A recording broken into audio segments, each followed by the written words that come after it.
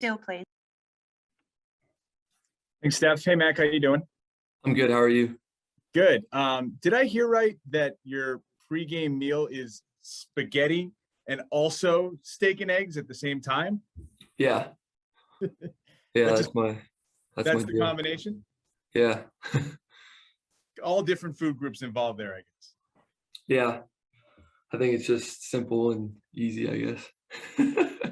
One of those things is not like the other. Just pointing that out. Yeah.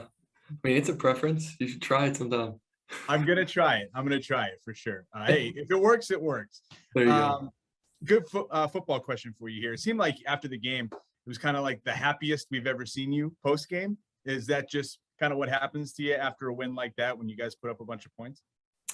Yeah, honestly, any win, everyone has the right to be happy, and that's why we play the game. So as long as we're scoring more points than the other team, then it's a good day, and it's hard to win. So you just got to enjoy it for a little bit, but at the end of the day, you can't be satisfied, and you have to get right back to work the next day and start a new week. So we've done that, and we've moved on from that game, and we're ready to just have a good week and compete.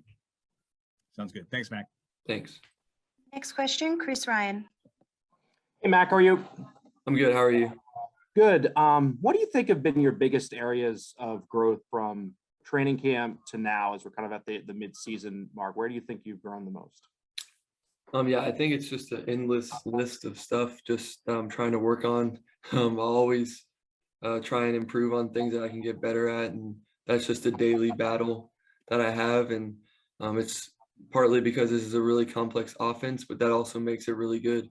So I have to just keep learning the nuances and keep listening to Josh and taking his advice and his coaching really well, and listening to Brian and Jarrett and Garrett, just take what they've seen and try to apply it to my game. But yeah, I think there's things that pop up physically, mentally, within the offense. So it's not just, hey, you didn't bend your knees on this play. It's, hey, this is what we're doing this week, and we have to learn it quick and get ready to roll. In terms of what you see from defenses, when you look at the rookie quarterbacks in this league, and statistically you've had the best season so far, but there's so much was said about how good those guys were going to be. How difficult is it to not just learn your offense, but to adapt to what defenses are showing you on a week in, week out basis? Yeah, I think that's something that's good about here is just our defense and how multiple it is. And in OTAs, at first you're kind of like, wow, this is pretty complex. And then, you get to go against them for a few months and fall camp and stuff like that, and just throughout the summer. And our defense is very multiple, so they give us a lot of different defensive looks, and it's good practice. So we always have to use that to our advantage when, things change, or we're playing a defense that might have some similarities, or even if it doesn't, it's just good to get those reps against a talented defense. Thanks, Mac. No problem. Next question, Chris Gasper.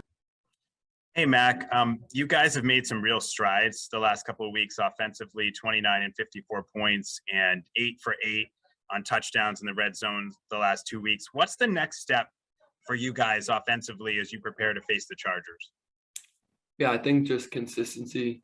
We've addressed the issues that we had, and, we still have to work on stuff, and red zone's always important, third down, and being good on first and second down. So we always want to take care of the ball and just stick to our principles of the offense and kind of what our MO is, and that's just not turning the ball over and being productive regardless of the call. So I think there's plenty of improvement to be made, and every week provides a new challenge, and every week the improvements, they can change drastically depending on the defense and stuff like that and what we need to focus on. So it's just a week-to-week grind, and it makes it a lot of fun.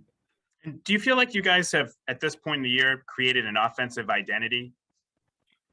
Yeah, I think the offensive identity has been established throughout the, past 20 years here, and we're trying to get there and trying to establish playing to the standard that we have. And, this year it's our team, and we're kind of figuring out our pieces, and we're putting them together. But like I said, you can't just do it for a few games or a game or a few plays. You have to do it every day, every week, and on every Sunday. So we know that, and we're not satisfied, and we're just trying to continue to work to find our identity, and just work from there.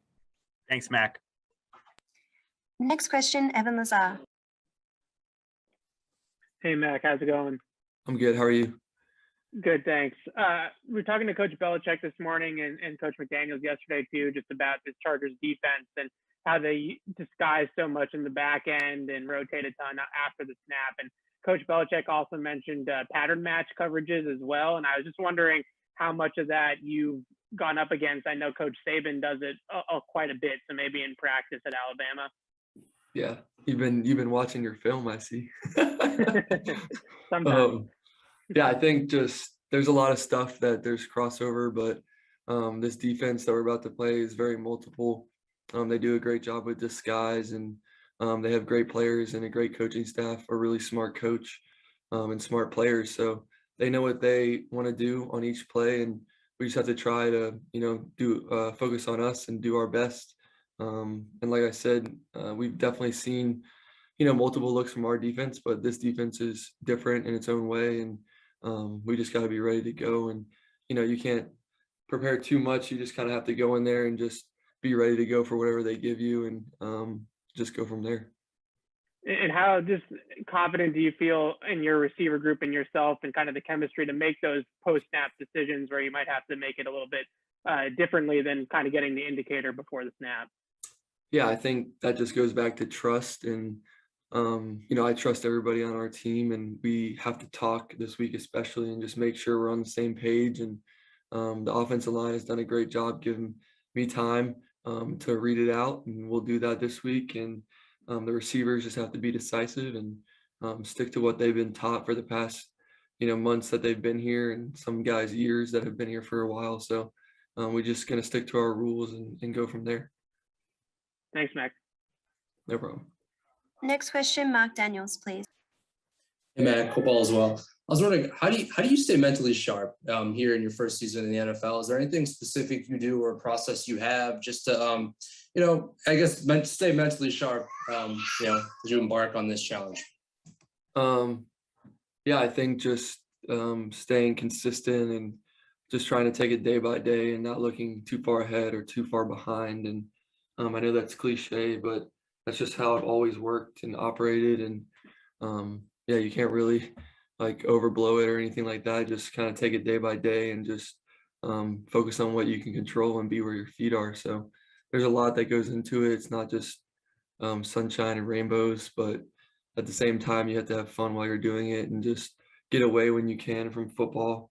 But at the same time, football is really fun, especially when we're winning. So we want to just be ready to go when the game comes, and that comes through good preparation. And next question, Zach Cox. Hey, Mac. How much do you find yourself learning from Brian on a weekly basis, and how helpful is it to have someone with that much experience in that room with you? Yeah, I think it's really amazing. Brian's been a really close friend of mine since I've gotten here, and I know he's older than me, and I might be closer to age to his son Garrett, but he's still a really good mentor, and he just does a great job every week. He's super supportive of me and trying to help me in any way he can. And, he's hard on me sometimes, which is good. So he holds me to a high standard. And then he also, has fun and enjoys the game. So he's been around for a long time. And I think all the quarterbacks in our room have done that. And Brian, just a great example of a great team leader and a great team player. And, if he ever needs to get in there, I know he's going to do a great job. So he's always ready. And I'm just happy to be able to learn from him and just be in the same room as him. And to that last point, the broadcast showed you and Damian after JJ's final touchdown the other day. Just what was the vibe like on the sideline during that drive, watching Brian and the rest of the offense go down the field? Yeah, I think it was great. Obviously we watched the film and we got to see everything and everyone play well. So we're excited to move on, and they did a great job. And that's what we want to get to every week, to where we can just go out there and have fun and try to keep winning. Great. Thanks, Mac. No problem. Next question, Phil Perry. Hey, Mac, I think it was after the game the other day where you mentioned the offensive line and how well they played, and you thought you'd only been hit one time. I think maybe it was once or twice. as that group has performed better, how helpful is that in terms of your comfort level behind center? I know that the group, no matter who's up front, has been working hard to keep you protected all year, but after a game like that one where the protection is better, can you feel your confidence growing and your awareness maybe even growing to do your job to a different level? Yeah, I think obviously really good quarterbacks have good offensive linemen, and they do a great job understanding protections. And I think the communication part is the most important, is just talking with them and making sure we're on the same page. And at the end of the day, we have, a really good group, and multiple guys can play at any time, and they've kind of gelled together, and they just got to keep doing that. And I know they will, because they work really hard and they're always together as a unit, communicating, whether it's pre-practice or post-practice, and we're all just trying to get on the same page. And we got to just continue to do that and take it week by week. And every week is different, but I have all the trust in the world in those guys, and we'll just try to keep getting better. Thanks, Mac. We'll do 2 final questions. Andrew Callahan, followed by Mike Reese.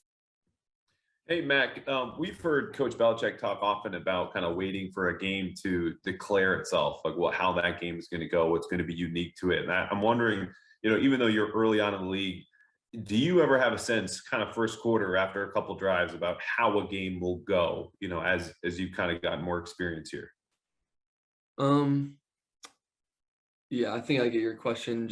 I try to just focus on my job, and how a game will go is just up to the coaches, and they have to make the decisions to, make the right calls, and we just have to execute them. So I try not to play, as a coach, I try to just play as a player and just do what I'm supposed to do. And however the game plays out, I just listen to, what they think and what we're seeing from the defense, and that's all I can focus on. And then, the defense focuses on their communication with their coaches, and special teams, same thing. So try not to look too far ahead and just stay in the moment and focus on what's important now, and whatever that may be, the play call or just getting an issue fixed. So pretty much just staying in the moment.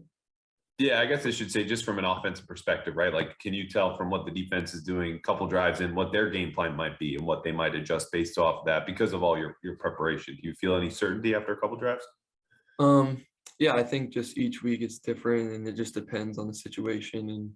And some teams do a lot of different than what we thought, and some teams do the same. So you can't ever be a fortune teller, and you just have to go out there and play and stick to your rules. So I don't really have an example. I just try and go out there and do my thing and just have fun and do my job, and then support the players around me by getting them the ball and getting it out on time.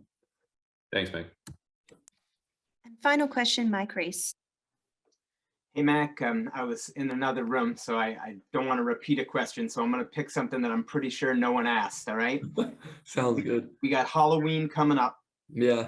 You're a kid in Jacksonville and you're trick-or-treating, and you get up to the door, and the candy that comes that you're like, yes. Oh gosh. And what is that? What do we got? What's number 1 on the list? That is the most loaded question I've ever got. Honestly, I have no clue. I have too many favorites to, even go, but like just anything chocolate or like Starburst, sweet. I do it all. And it's whatever they have at the door, you can't complain. You just got to take it. And if you're supposed to take one, kids only take one. Don't take more than one. That's the advice, right? Yep, there you go. All right, cool. Thanks, Mac. All right. Thank you very much, Mac. Thanks, and thank guys. you, everyone. See ya. Have a good night.